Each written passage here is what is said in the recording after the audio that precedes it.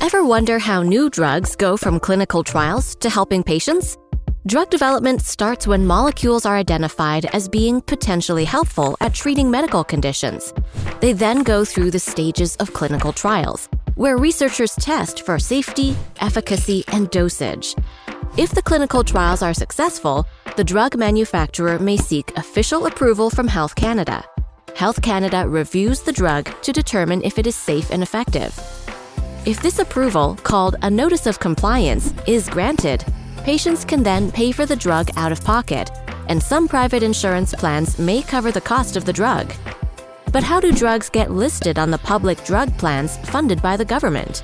For drugs to be listed on public drug plans, the Health Canada approved drug undergoes what is called a Health Technology Assessment, or HTA for short. This review process helps drug plan decision-makers determine if the drug is worth paying for. HTA considers factors like, does the drug improve patient care? Is this drug better than existing treatments? Will this new drug save money or will it cost more money? A negative recommendation typically means the drug will not be covered by public drug plans. If the drug receives a positive recommendation, it moves on to a price and affordability review and negotiation process. This negotiation is done by the Pan-Canadian Pharmaceutical Alliance, a group of separate provincial public drug plans who work together to collectively conduct price negotiations. If these price negotiations are successful, public drug plans may decide to list the drug for reimbursement.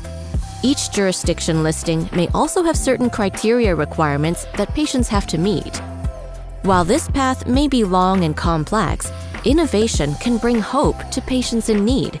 To learn more about the drug development process in Canada, visit eczemahelp.ca/drug development process.